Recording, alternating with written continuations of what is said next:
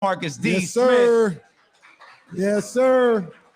What's up, big dog? HBCU, Texas Southern in the house. Oh, Let's go. Yes, sir. Hey, Texas Southern go down. You Texas thought Southern? you knew. Hey, Texas Southern go down. Yeah, I man. heard it go down out there. Oh my gosh, it's so beautiful out there. Yeah. From the campus, the people, the food is delicious, Yeah. and the culture there. Oh my gosh, it doesn't get any Where better than where Houston. exactly is Texas Southern? In Like, Houston, It's like Houston. Oh, it's in Yeah. Houston? Third Yeah. Ward, Houston. Oh my- So like oh my Yeah. 10 minutes from downtown. Oh my Midtown, goodness! No all that. wonder Like, it goes. I was gonna say, what took you to Texas Southern? You don't have to answer. I don't have to I answer. already know. But I the already cherry know. on top is it's actually the closest HBCU to California. Oh, I got you. So, Marcus, for those who aren't aware, like we used to have Chris Biederman on the show, you know, J.A., some of the other guys at the Sacramento Bee. Marcus does an amazing job covering events in the Black community. Yeah. Now I know you may have some things going on with Elk Grove that we could talk about as we roll along, but Marcus has been such a valuable voice in the Black community that it's really ridiculous. We've been on the air 3 years, and this is your first time on the show. Man, that's kind words, but you know what? Like y'all said, it's long overdue, but we're here. It happened. we're It's here. happening, and Yeah, so man. thank you for having me once again. Man, and what you do is much needed.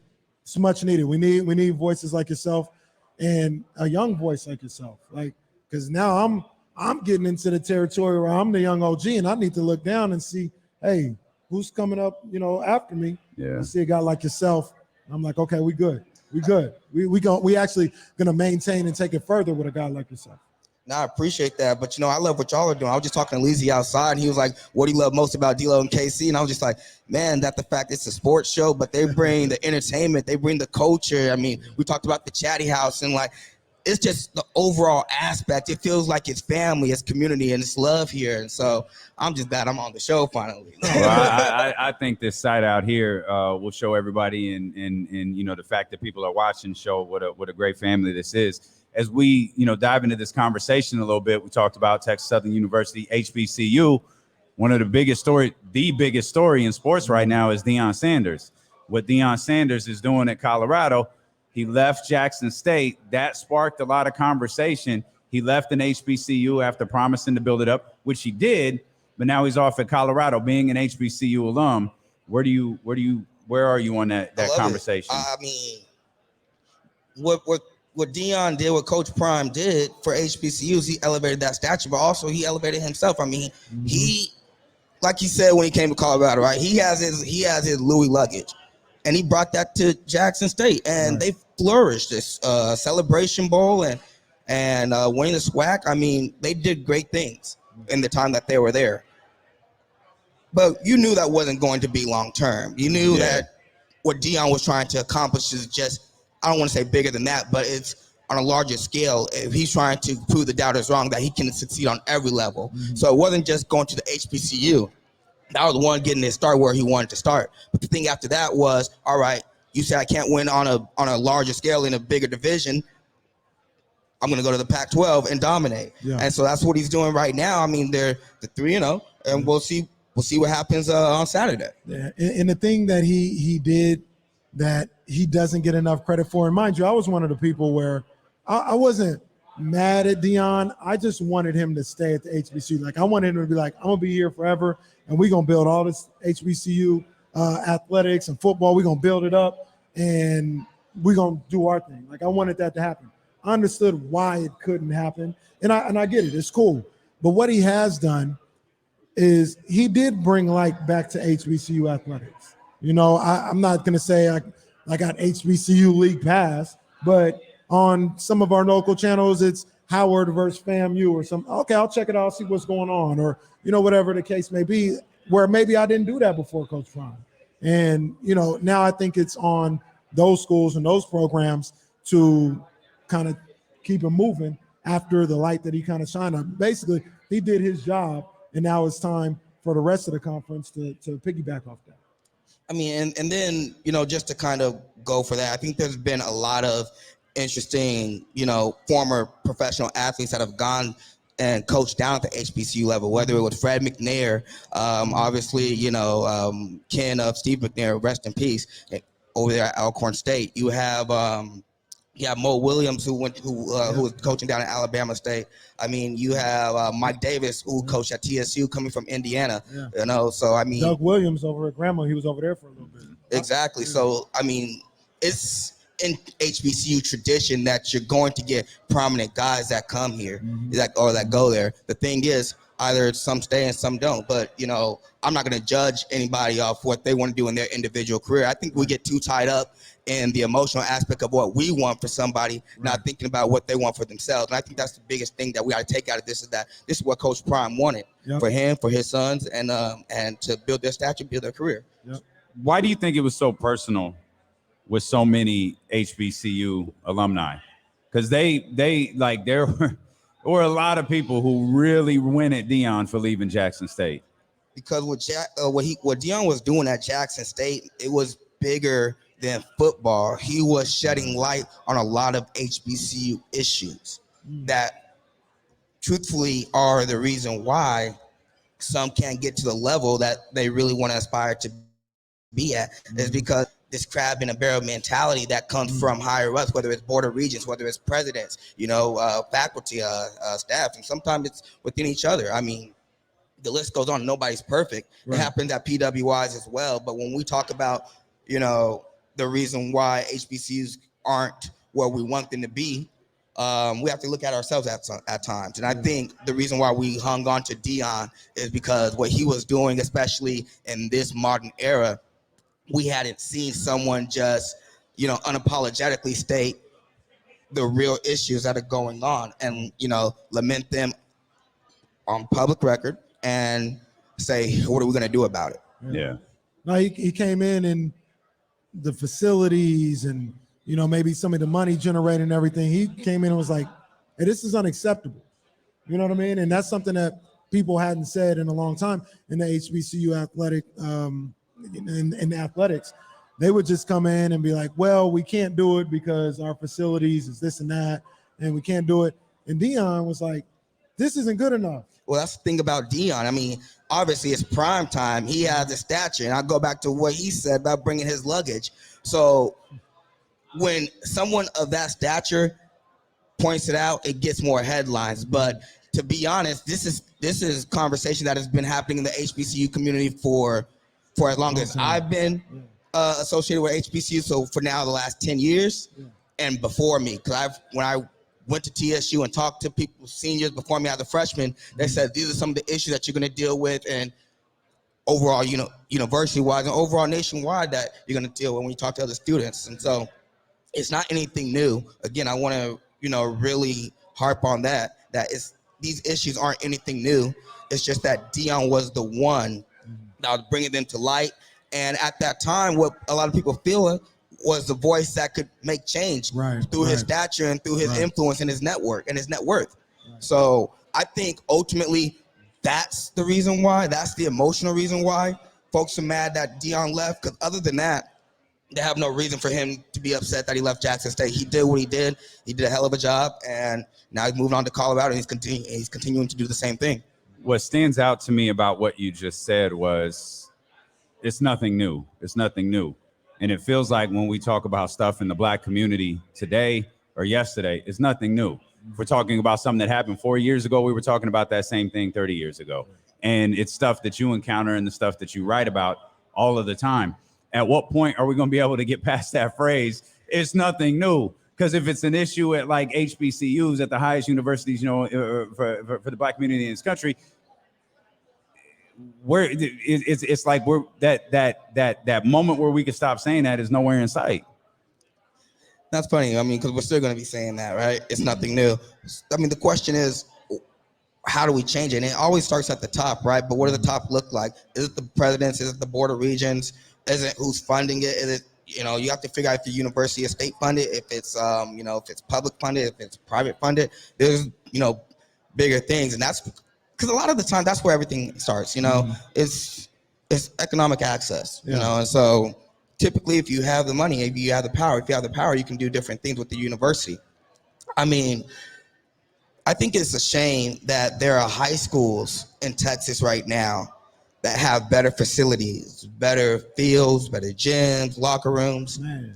There's some HBCUs. I think it's criminal. I think it shows that we don't care, or we're turning a blind eye to what's going on. And so it really just starts there at the higher ups. It really starts at the folks that have the power to make the difference, to put their foot down and say, this has been going on long enough. Or, I mean, just like as history's gone to show, when we all come together and unify and really press this issue, something will get done. But I think I want to hang on to that latter part, because I'm still waiting on the day that we truthfully come together and unify. Yeah. Everybody together as just one goal, one people, one purpose. Straight up. Man, how'd you get into this, man? Did you always want to be a writer? Did you always say, I really love this, man, from the start? Yeah, man. I mean, I had this dream since I was 10 years old. I think every black kid wanted to go pro at some point, right? In whatever sport they played. Yeah. I played basketball. I thought I was going to be the next Muggsy Bogues, Bud Webb, or somebody. What's that jumper looking like? It's getting better. I was athletic. I was always the athletic type. I'm not going to lie. I'm not going to do player comps or anything like that. But I was, I'm honest with myself, but it's getting better, though. Okay. See me at your local 24-hour fitness. But no, I mean, you know, when you tell your parents what your dreams are and they bring you back to reality and say, that's not going to happen, you get upset and said, you don't tell me what's not going to happen. Don't kill my dreams. So they restructure that wording and say, okay, well, what's your plan B? What are you going to do after that? And I said, well, all my favorite players end up reporting the game or talking about the game somehow. So that's what I want to do. That's what's up, man. You're listening to D-Lo and KC on KIFM West Sacramento, 98.5 FM, KRX QHD2 Sacramento, ESPN 1320, always live on the free Odyssey app, live out here at Sky River Casino with our man Marcus D. Smith of the Sacramento Bee. Did I have this right? You a Raider fan? Oh, man. Just the look on his face tells it all. Let me tell you something. Well, before I say anything, go ahead, I'll let you explain first. Go ahead. I was just going to say Marcus is an excellent writer. He's a great dude. His choice of sports teams is trash. That's crazy coming from you, because I thought we got along on the basketball side, but you know what? What do you mean? Don't do that. Don't do that. Don't do that. No, wait. Just for the record, who's your basketball team? Don't do that. No, who's your basketball team? That ain't my team. Oh, wow. That's his team. Wow. Yeah. No wonder y'all get along. They know so well. you, or they know me, or maybe they just know both of us. No. Just for the record, since we have a crowd we could survey, is Kenny a Laker fan? What the hell? Wow. Hey, man, don't listen to these people, man. Don't listen to these people. Don't listen to these people, especially them people in the back, man. Listen, now that we got that out the way, I am a Raider fan, but I'm not one of those delusional Raider fans that are like, 49ers suck and always dissing them. No, I'm a football fan. I'm a sports fan at the end of the day. So I have my teams, but I'm big on this. If you're a true sports fan, no matter what city you're living in, you have to root for that city's team or the closest team to that city, unless they're playing your team. Where did the Lakers come from? My family is a Laker fan. That goes against your rules that you just said. No, it doesn't, because that's why I'm a Raider fan. What the Kings are right here. I root for the Kings about 78 games in the regular season. Well, speaking of, what was it like for you, like a reporter? Obviously, you don't cover sports, you don't cover the Kings, but you've been around Sacramento. What was it like for you watching this city during that playoff run last year? Oh, my gosh, I love it. You have to understand, I was in Houston. Oh, that's my... Anyways, I was in Houston from 2013 to 2017. That's the Astros. That's the Rockets, the James Harden era. The Texans really didn't do much, but you had J.J. Watt. Yeah. It was something nonstop. I had the NCAA tournament that was there. I covered that when I was at TSU. We had the Super Bowl that was there. I didn't get to cover that, but I was around the vicinity. I say all that because when the Kings had that amazing season that I did predict, by the way. When the Kings had that amazing season, I just saw the love for the Kings. It reminded me of something of the early 2000s.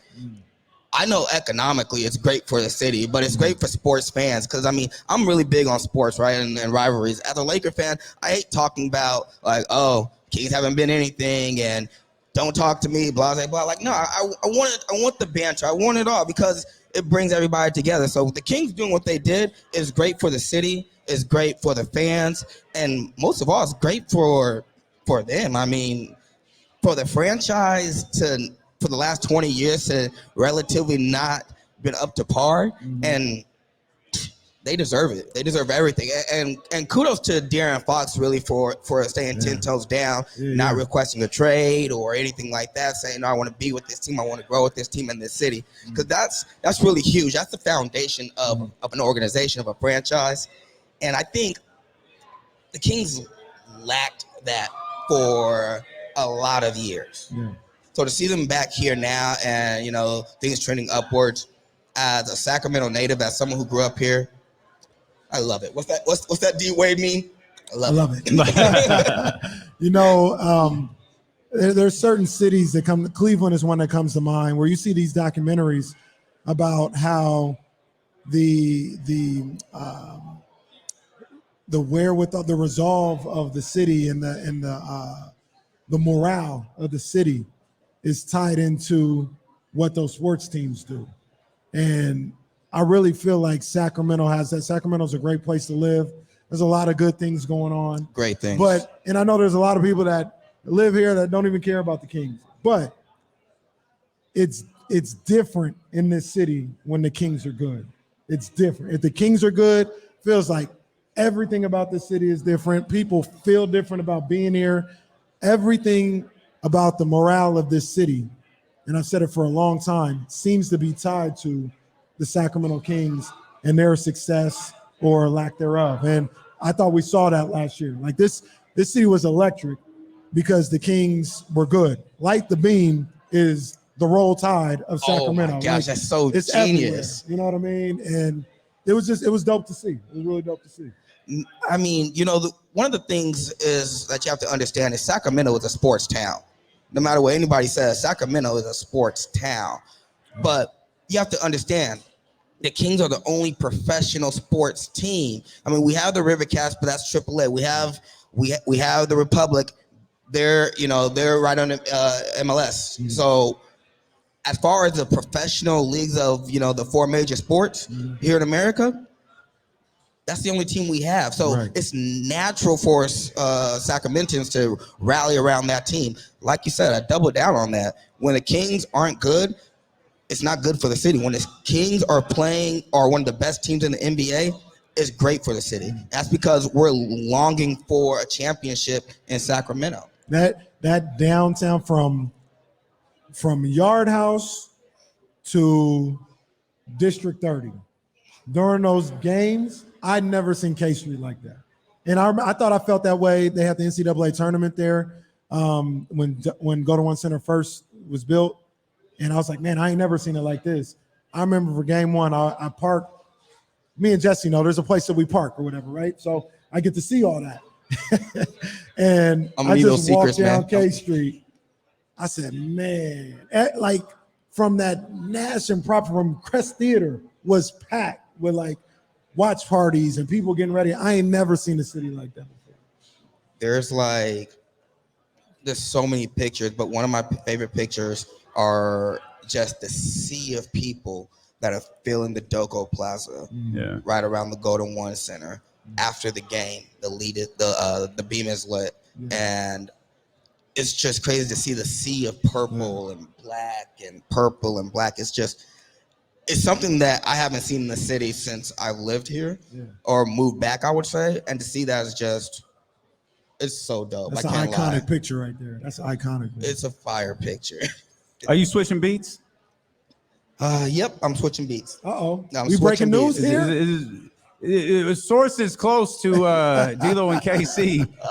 We breaking news here. We're not supposed to be talking about it yet. We don't have to. We can. It's just funny because I didn't plan to break the news on the sports show. I'm just been really bad at social media lately. I've been on this cleanse. I'll still like and repost and stuff like that, but I'm not doing posts in my daily life and what's going on and all that. I've been life update. So here we go. Career news. As Damian led with during the intro, I covered Black communities here in Sacramento for the Sacramento Beast Equity Lab. I've been doing that for 3 years, but due to my amazing negotiation skills, which just means pestering my boss, telling him that I want to do sports in some way, shape, or form. Yeah. I got moved to the Elk Grove beat to cover Elk Grove city government, culture and events. But really the move specifically was for me to get a chance at starting to cover sports, starting with prep coverage, high school sports in Elk Grove. There we go. There we go. That's what's up. That's what's up. Hey, Yes, indeed. I'll say this though, we're happy for you. We can't lose your voice though. You know what I mean by that? Like we still need your voice. No, my voice will still be loud and clear. Obviously, just I'll be obviously reporting out of the Elk Grove area, and and my coverage will still like include other areas. So, you know, the Latino community, the API community, you know, everybody included, the LGBTQ community, everybody. But that's just who I am. That doesn't mean I'm not going to like focus on Black issues or Black events and things about, you know, that representing folks that look like me. Yeah. That's who I am. So that stuff is still going to be included. It's just when it comes to, well, really now my beat is really just making sure that people know that there's stuff to do in Elk Grove. I need that. Outside of the city government stuff that's going on. My job really is to cover sports now and really show people that there's a lot to do in Elk Grove. It's an upcoming city. We have Sky River, first off, not just Costco. But no, I mean, we have some amazing bars. We have amazing like hangout spots, things like that. The food is phenomenal. Come to Elk Grove, man. I need that, man. I need that. I need you to let me know what's popping out here. You know, this is gonna be my 90% of Elk Grove is Kenny's house. I don't know if you heard that. I heard. This is the Elk Grove legend, right? This man runs Elk Grove. Come on, man. Don't listen to this guy. Sources say. Sources close to Marcus D. Smith says.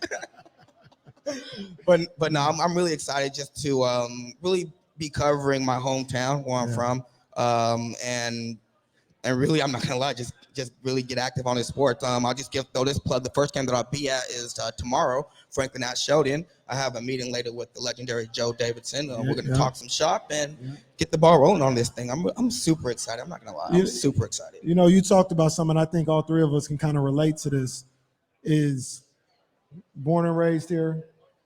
We left, and we get an opportunity to come back and shed light on some of the great things about our home and our city.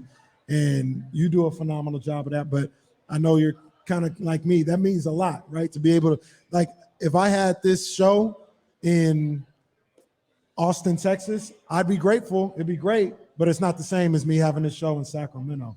And I'm happy to see you be able to do the same things. I really appreciate it because, I mean, when I got my degree in journalism and walked that stage and May 13th,